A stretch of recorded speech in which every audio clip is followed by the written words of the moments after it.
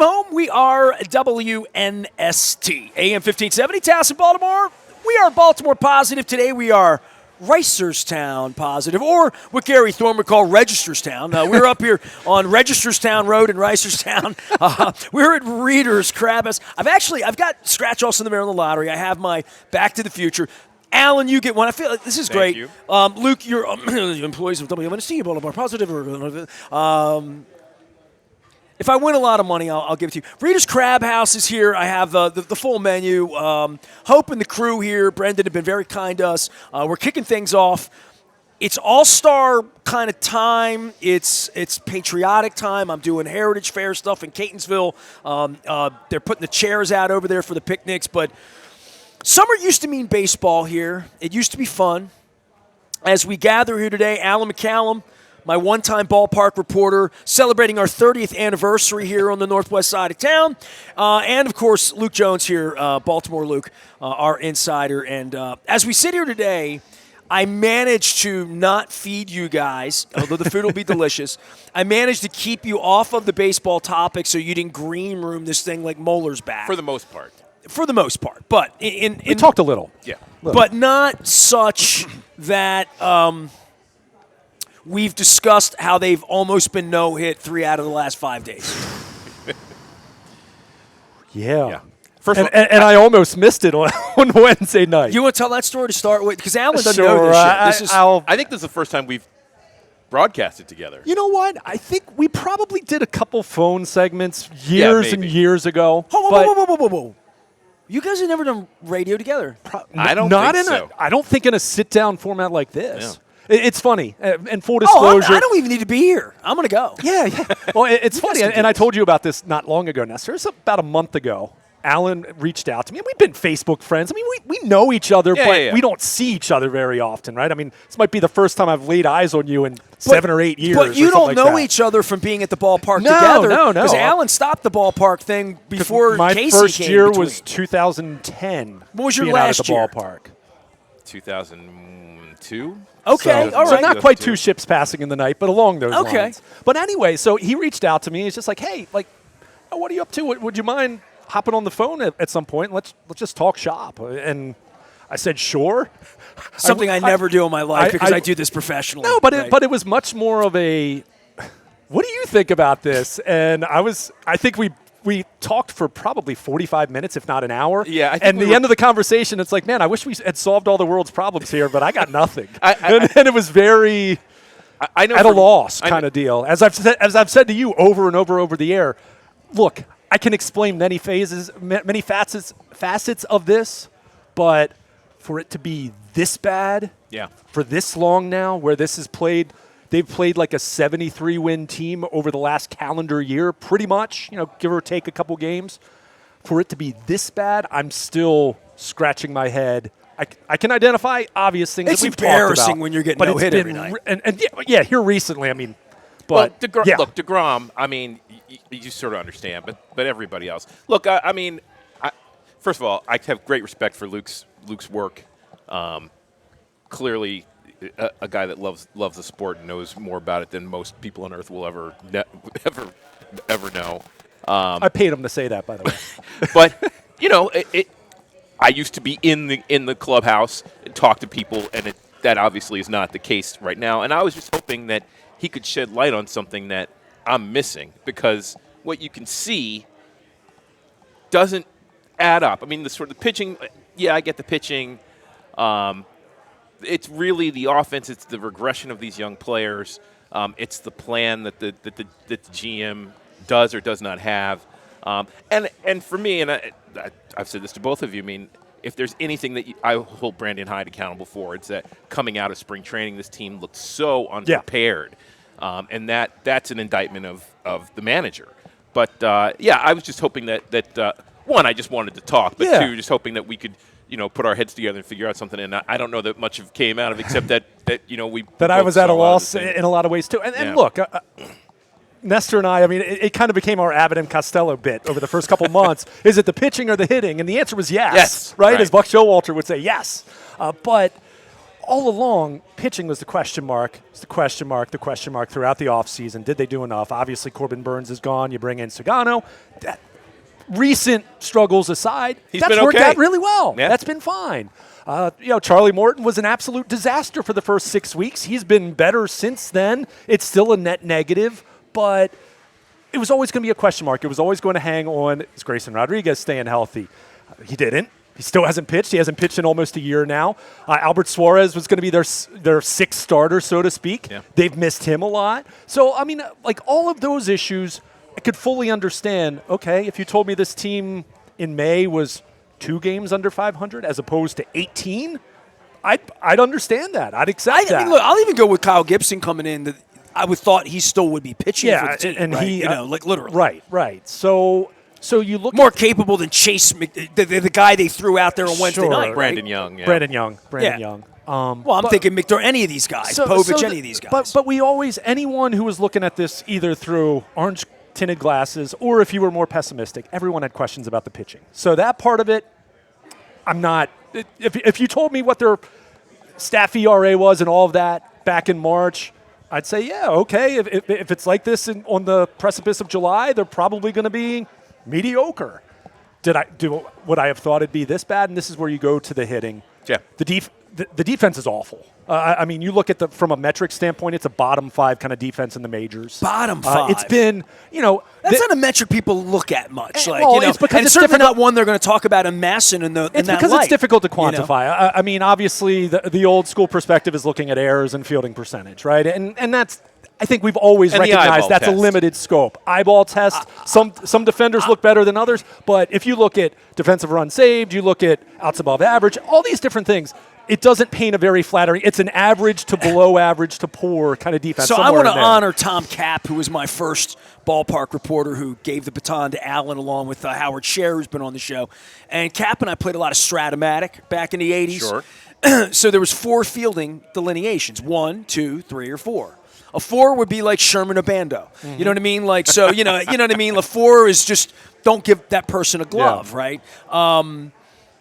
I'm looking around, and in my mind, this is how I rate players. Sure. Is he a 1, a 2, a 3, or a 4? I thought Gunnar Henderson was a 2 on the way to being a 1. He's a 3 right now. Yeah. He's Maybe a 3 on the way to being a 4.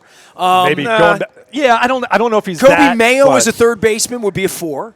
Right? Yeah, I mean, well, that's why he's playing Urias first is a base now. 1, maybe a 2, right? I mean, Mullins, I give him a 1 in center field. I give Cowser a 2 at this point. Although Mullins isn't exactly what he was before. Yeah, Mullins. Yeah. He's I think he's half a good. step. I don't think he's a Gold Glove caliber center fielder, or at least this year. I'll say hasn't been. this: I think he's Jackson good, though. Holiday might be an outstanding fielder before he's 21 years old. He's not now, but he has grown there a lot, and hey.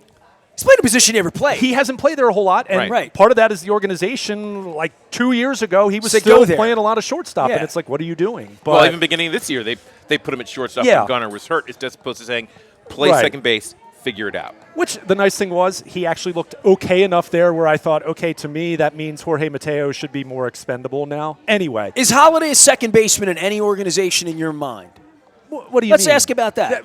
Would he be a second baseman, a shortstop, or a third baseman? I think it all depends. In most Depends organizations. on what your shortstop Yeah, I can think it do. depends on your shortstop. I mean, if you have... Would he be a good enough shortstop to supersede anyone? Joey Ortiz is a great shortstop, and they're still trying to figure it out. Milwaukee won because his hitting is His questionable. hitting has just been terrible since last July. But they've got defensive guys who can play all the positions, so they're trying to figure that out. I mean, I'm trying to think, like, what would they ideally be? Well, ideally, Gunnar probably ideally would be a third baseman, right? I mean, that might be where he ends up. Gunnar ultimately. can play shortstop. He The can- problem yeah. is that he's so aggressive. He's erratic. I'm going to make the play. Sometimes you have to understand. What Cal was great at doing was understanding where he needed to be in the play. Yeah. And sometimes you don't have to be, look how cool I am. Make it boring. Yeah, sometimes you just want to be as boring and steady as possible. J.J. Hardy was the definition of that, right? Every play, you knew that he was going to be where he needed to be. He was going to play it how he needed to play it. And while he didn't have a great arm, when he needed to dial it up, he could, and he saved it for those moments, very much like Cal. And Gunnar looks to be make the greatest play in every play, and he makes mistakes in the process. One thing that's been interesting about Gunnar, and I know, they've had J.J. Hardy, they've had some guys down as guest coaches in spring training. One thing I've noticed over the last month and a half, and I'm not saying that it's made his defense markedly better, but I think it's looked a little steadier. He doesn't seem to be on the run as much. It seems like he's fielding more ground balls in a more conventional way, because he's talked about this. He was always someone who felt more comfortable coming in and swiping at the ball, fielding it on the run. It leads to some great plays, but it also will lead to some erratic throws. And that's something that we saw big time last year, the second half of last year, when things kind of started falling apart across the board for this team. Well, from the time he's a little boy, tack the ball. Have you ever seen Butch Cassidy and Sundance Kid? Can I move? I'm better when I move. Yeah. And that's the way Gunnar looked when he played defense. So I think you've seen a little less of that. I think you've seen him be a little steadier at times, but he still goes through. He still feels like someone who's a streaky fielder, which you don't say that about a lot of guys, but he feels that way. It feels like his errors will come in bunches, and then he'll have a stretch where 2.5 weeks he looks above average. There was a play early last year in Pittsburgh. At the end of the game, it was a play that he should have never thrown the ball, but he was trying hard to make the play to win to keep them from losing the game, and he cost them the game in the process. Yeah. And that's sometimes you have to know the game's going to be tied. Yep. I need to hold this ball. I can't be the hero in this moment. And sometimes that's what makes you the hero, and Gunnar needs to figure that out. So I think, to bring it back to the defense collectively, it hasn't been a good defensive club.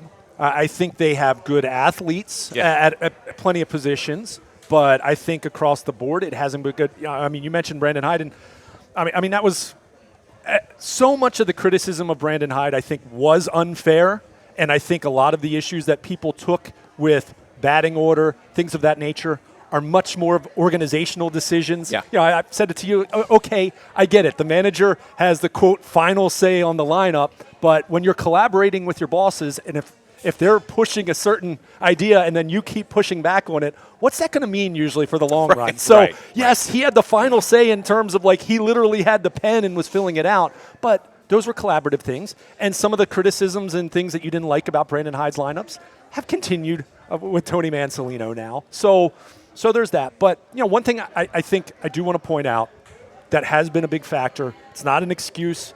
It can be used as an excuse, but it is part of the reality. Westberg? No, the injuries that they've had. Sure. They've had a ton of injuries. There's no question about that. Now, that said, that doesn't just wipe the slate clean and absolves them of everything. With some of the soft tissue injuries that they've had, especially with their position players, I'm not talking about Cowser breaking his thumb, sliding into first base in Toronto, but the hamstrings, obliques, things of that nature, I do question, where are you with your strength and conditioning program? Because a couple years ago, one of the big things that allowed them to be as successful as they were was until Batista got hurt in late August, they were quite healthy that year. And their pitching. And young teams should be expected to be exactly. healthy. You're not talking about a bunch of 35-year-olds here. So I'm not saying that there is definitively something wrong there, but it's something I'm questioning. Did something change here? You've obviously, Brian Ebel's gone. Richie Bansell's left a few years ago. You have different trainers, different strength coaches, things of that nature. Is there something that's been missed or something that was changed or something that is omitted that needs to be there that would help explain some of that? But, the injuries have been a big part of this, but I can't sit here and just look at that solely and just say, oh, well, that explains why they're 12 games under 500 and we're 18 games under 500 6 weeks ago. It's part of it. The pitching's part of it. It's never just one thing. No. When you're talking about something Not when you're this bad. that has been an organizational failure, from the beginning of 2023 through the end of last June, we always talk, Nestor, you and I talk about that high water mark. We were at Costas Inn watching the Orioles take 2 or 3 from the Yankees, that intense series at the Bronx. There were beanballs. There were, I can't remember if the benches emptied in that series, but you could see it was coming, and then obviously they played a couple weeks later, and the benches did empty when Heston Kjerstad got hit. But from that point on, and then they played the Phillies after that. They played the Phillies right before that. They had that 6-game stretch where they took 4 of 6 out of the best team in the NL and the best team in the AL.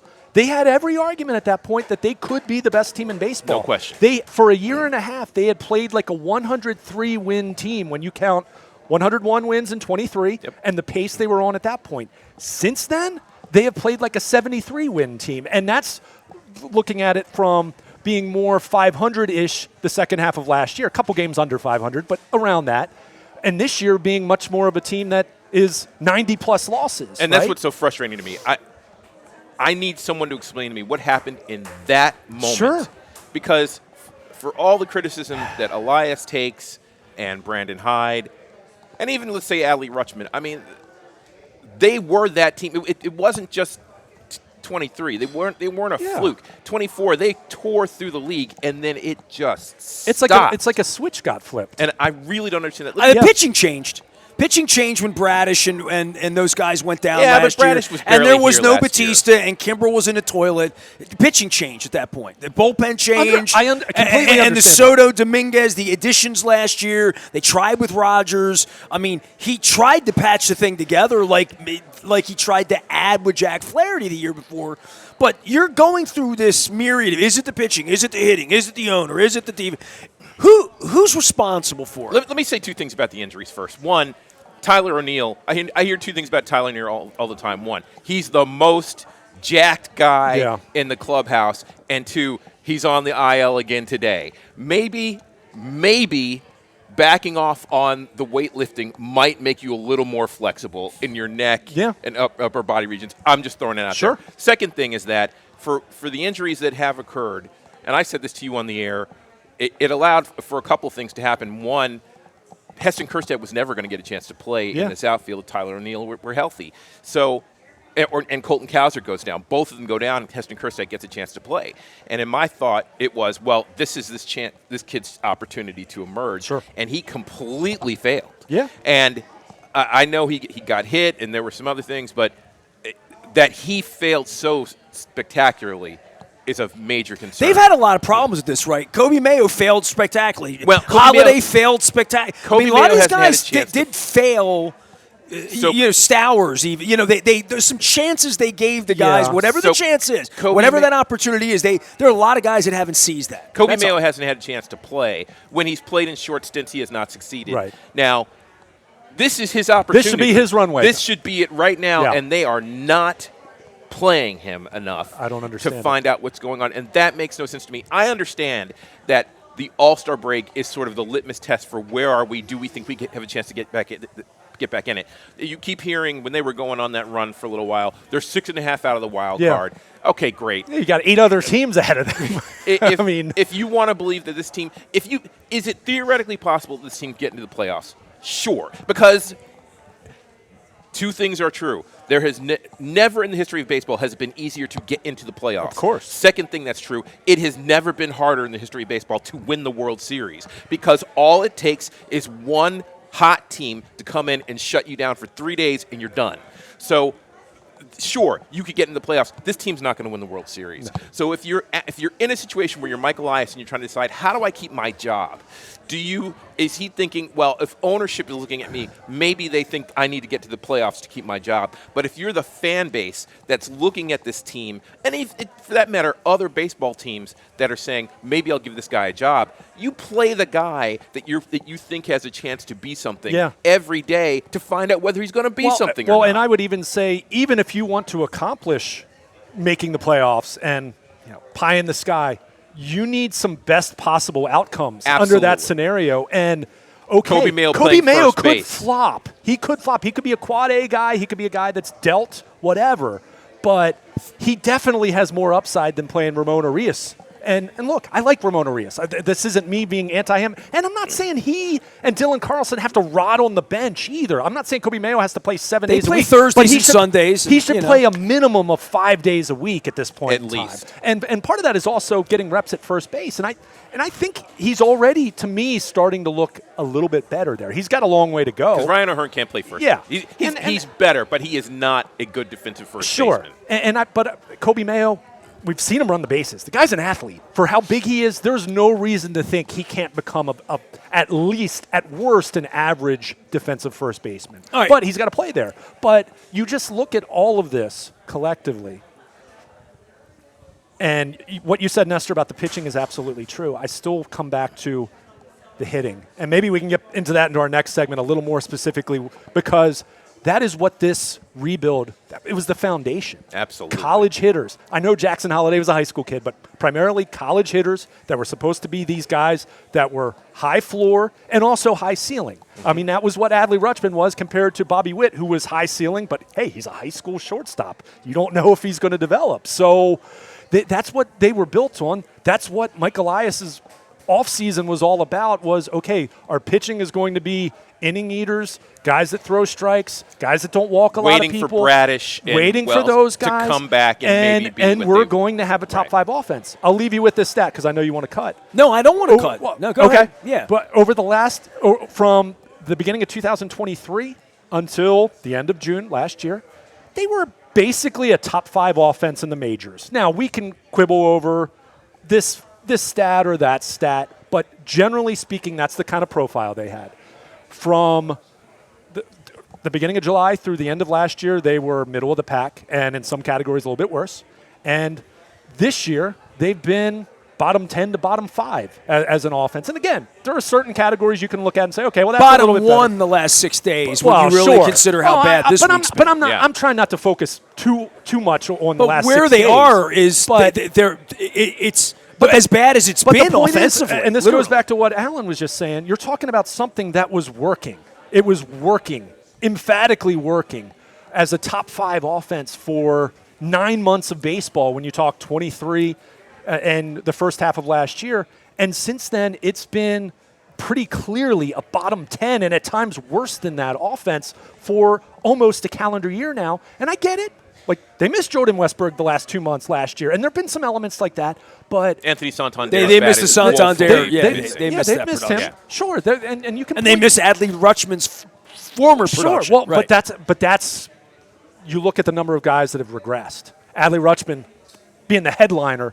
Gunnar Henderson has looked much more like just merely an above-average good player, ball player. rather than the MVP that Well, he let's was. go with productivity position by position. What they got out of right Sure. field, what they got out of even second base 2 years ago with Adam Frazier, whoever whatever they were getting out of those positions to say, is it up or is it down, position by position. I mean, that might be the only position that's up. Right. at I this mean, point in I'm time. just saying from where they were 2 summers ago now, where they were last May, to what kind of productivity they're getting. And we already went through how bad the defense is. Yeah. This is where I wanted to transition into something that piggybacked off of what Alan said in regard to Elias. Because I haven't said this yet. This is why I bring you guys around. You're smarter than me. Luke, you and I talk about this every year. We go to the Combine in the NFL, and like a guy like DaCosta knows he's keeping his job no matter what, because he's got Sugar Daddy, he's there, he's the guy for life. Elias was hired by someone else. The thing is an issue. There's no question it's a disaster right now. Right. The guy, Moneybags, doesn't know anything about baseball. He's probably got everybody in his ear, whoever his baseball nerds, the way Bisciotti always had his golf buddies in his ears, literally, about Billick sucks. I remember all of this, how new ownership worked. Peter had people in his ear, his brother-in-law, his kids. His kids were in his ear 30 years ago. So if you're Mike Elias, to your point, am I trying to build next opening day's roster from when I'm not the general manager? Because if I'm trying to build next year's opening day roster, and I really just sail the year away in a way that Peter Angelos never wanted to do, go, hey, you got an obligation to our ticket. So Rubenstein won't think that way. Katie Griggs won't think that way. So if they have a sell-off, whatever the sell-off is, and I've mentioned to him, would Cowser be the kind of guy the Tigers would want in the kind of deal for a Skubal kind of pitcher? Not that deal's going to happen, but thinking about our better prospects are blossoming. Not Holiday and Henderson, I guess they're untouchable. I love Westberg, but you're going to have to get if you're going to get a number 2 or number 3 pitcher from somebody else. You have to give up a starting player or some farm piece that they're running lower on, not named Basayo, right? So if you're Elias and you think you're getting canned at the end of the year, or you don't think you're getting canned at the end of the year, or let's say the team goes 9-28 from August 10th on because you've dealt everybody away, somebody that wants to shut their body down and not play for this pig anymore because they got a knee injury or whatever they've got. Kittredge, as an example. Right. He's got money. He might, something goes a little wrong in August, you won't see. So what I'm saying is, how competitive, pitching-wise, will they be in August and September? I'll hear that they're going to give Mayo at bats no matter what, right? Health-wise. And I know one would hope. I know next year on opening day, no matter who owns the team, no matter who the general manager is, Henderson, Rutschman, Holiday, Cowser, Westberg, O'Neill, Mayo are going to be in the opening day lineup, or at least on the roster, in play. Yeah. On the 40-man. You hope that's your lineup. You hope Kobe Mayo is in the lineup. So my failure part, to your point, when you gave me this nugget a couple of minutes ago, was what is the philosophy here in a place where we could talk about the business, which we did over at the other table before we started this, and Katie Griggs and Mark Fine. These people that they brought in have changed nothing. My sources tell me Jim Palmer's being mistreated. I would just say, where is Elias on wanting to keep the job, liking the new guy, maybe even wanting to exit and say, I'll regroup and get the Braves job, assistant job 3 years from now or whatever. Because there is a point where he's going to be making all these key decisions the way Duquette made all of the sell-off pieces and then was run out anyway. Because I'm going to tell you right now, the optics to this, to Moneybags and any billionaire and his hedge fund is, I inherited a Rolls Royce, and now the Rolls Royce is rolling down the streets of Baghdad. And I'm in last place. It's wartime. The fans are pissed. The manager's fired. The general manager has been sort of taken out in the public square and flawed a little bit, or flogged a little bit in this case. Maybe I should start from scratch. So we got a guy making picks next week, making trades 8 weeks from now, that I don't know that there's anything Mike Elias can do to be safe and keep his job, including a vote of confidence, including a 2-year extension on his deal, that if the team turds out completely in August and September, which might happen, which, to your point, probably should happen, right? Like, if you're going to rebuild for next year, have a fire, get rid of everything that you're not going to use. You need to find out what you have. It's time to find out what they have. But this crossroads period here is really sketchy because of the new ownership, the neophyte nature of it, this incredible collapse, the fan base that's gone away, pissed off people like my buddy Mark that bought a Birdland membership this year because it didn't say Angelos on it, and he ain't going to buy it again. And I don't know how many people bought that thing because Rubenstein owns it, Angelos doesn't, or because it's new blood, or because they won. But I think people, they're going to have a hard time selling whatever happens at the end of this if they aren't hat backwards trying to get to 87. If they're not looking like they're trying to do that, there's some part of Moneybags that says, hold on, we're bleeding enough here. We got to at least, we cannot deal Eflin at the, I don't know. I'm saying it's complicated. I think Elias wants the job because his stock is down. Yeah. And I think only 30 of them. It would behoove him to rebuild that stock, and no place better than what you know. I don't think he likes the job. I mean, you're a coward if you're going to fire your manager on Saturday and hide till Tuesday night. You're not qualified. I would have fired him in my mind, he's fired. He's fired for lack of leadership. That's where I put it. My biggest problem with Elias is that, as we were talking about, he's a guy who I think likes the project, but he doesn't know how to achieve getting there. I am all on board for drafting offense because I think pitching is a roll of the dice, and you fail more than you succeed, with the exception of like Tampa and Seattle, maybe a couple. So you other like teams. His ethos in that way? Yes, but the problem is if you draft all offense, you have to be willing to trade some of your toys to get what you need, which is pitching, because pitching is more important than anything else in the game. That's why people went crazy when I mentioned trading cows or like a good player. So I heard that our conversation with you two guys talking about Cowser. And I don't think he's a great player. And I don't think Elias is going to trade Cowser. But I look at Sandy Alcantara, who's having a horrible season coming back from Tommy John surgery, and he's if I'm the Orioles, I'm not making that deal. I make that deal for Alcantara, but not for this year, for 26.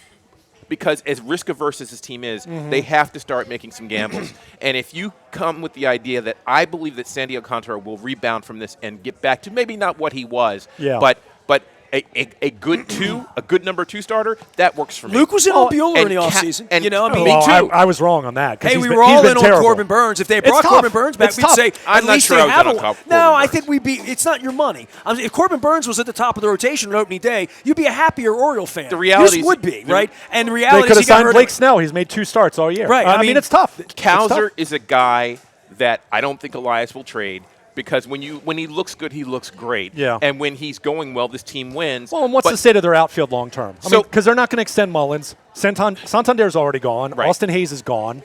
You know, I mean, if you like some of the guys they have AAA, I mean, you know. But here's the reality: you can rebuild an outfield faster than any other part of the offense. And I mean, right now, Ramon Laureano and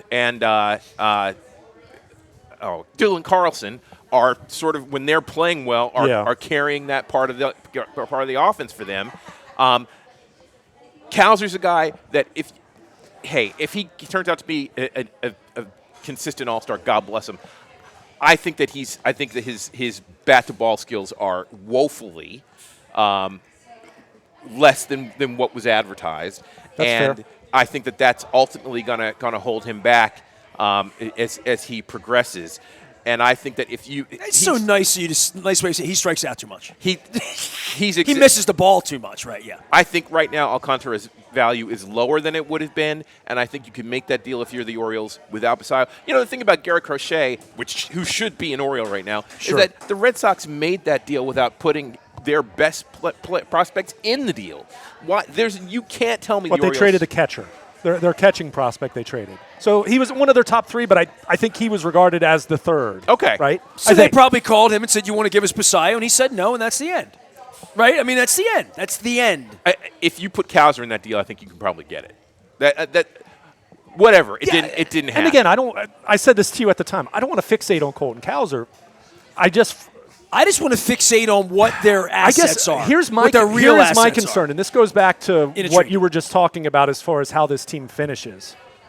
If this team finishes that way, that tells me their core is not moving in the right direction. Right. Because all of these other pieces, and I'm including Eflin, I'm including Sagano, because let's call these guys what they are. They're middle to back half of the rotation guys on truly legitimate playoff teams. They're not aces. They're not number 2 starters. They're at best number 3 and what back. would you project you would get in return? And you for do. What would you project? But my point, not much. Not much. There you go. But my point with this is, if they completely fizzle out, that tells me that Adley Rutschman, whenever he comes back, is back to hitting sub 650. Right. That Gunnar Henderson's, been the 750 OPS guy that he's been over the last calendar year, as opposed to the 900 OPS guy that looked like he was going to hit 40 home runs and drive in 100 runs. That Kobe Mayo is scuffling, that Cowser is still striking out too much and not walking enough. So I guess my point, from what I've said from the moment that Brandon Hyde was let go, my main objective the rest of the year, it's not really about them getting back in the wild card race. This would be a byproduct of getting back in the wild card race, and it's getting your young core back on track. Whatever needs to be done, whether that's firing the hitting coaches, hiring new hitting coaches, like anything. Let's do hitting in the next segment. You sure, want to do that? And we could do that, but I still think if they can do that, even if they trade off some pieces, you will see them play well enough down the stretch, and that doesn't necessarily mean that they win 87 games and they miraculously are the 3rd wild card, but it at least feels like it's moving in the right direction, because you can look at these 5 guys that are playing markedly better than they were the first half of the season or going back to the second half of last year. And they need to get Bradish and Wells back. Sure, and get them on track to be ready. You need ready as many of these guys with the arrow pointing up as possible. If you do that, I don't really care what the record is going to look like at that point, because, they are going to trade one of Sagano or Eflin, if not both. Well, that would be the way that Elias keeps his job, is that this thing isn't a complete and that's what it has to be. 66-win disaster at and the that's end what it of has this, to right? be. When you look at this team right now, their statistics, like you look in terms of some of the, adjusted rate stats, OPS plus, things like that. O'Hearn's been great and awesome for him. I hope he makes the All-Star team. I'm happy for the guy. Ramon Laureano for $4 million. That's been a great signing, especially with O'Neill being the utter disaster that signing has been 1 year into it. But when these are guys that are kind of being tentpole guys for your offense, and it's not as much your young core guys, other than, and Gunner's overall, his numbers have been good. Holiday has made a massive improvement, but it's not like he's at an MVP level. He's playing well, right? I mean, he's encouraging for 21. But, when two vet kind of cast-off guys are some of your biggest success stories with your offense has issues. I mean, there's no doubt about that. They're in last place for a reason. Luke Jones is here. Allen is here. I'm going to give them the floor again. It's all brought to you by our friends at Maryland Lottery and Back to the Future. I'm squaring up my body so I don't hurt my neck. Mickey Coachella hurt my neck on his podcast this week. We're at a Reader's Crab House, and they got everything on this menu, but we got folks over here cracking crabs here for lunch, having beers. They have hoop tea here, so, a lot of Eastern Shore craft beers going on. We're in Reisterstown. We're going to talk to Izzy Patoka a little later on. My pal Happy Eddie Acefo is going to stop by. My dude from Miche Pest Control is going to be stopping by talking about the termites I have that I need to exterminate. We're also going to learn about the Reisterstown festival they have also on the Friday nights all summer long, and learn a little about the community out here. It's all brought to you by our friends at the Maryland Lottery in conjunction with Liberty Pure Solutions. Doug says hello. He fixed my plumbing 2 weeks ago, as well as our friends at Curio Wellness. Back for more. We're at Reader's Crab House. We're doing the Maryland Crab Cake Tour. We have the baseball encyclopedia of Alan McCallum. Luke Jones is here. I'm Nestor. Stay with us.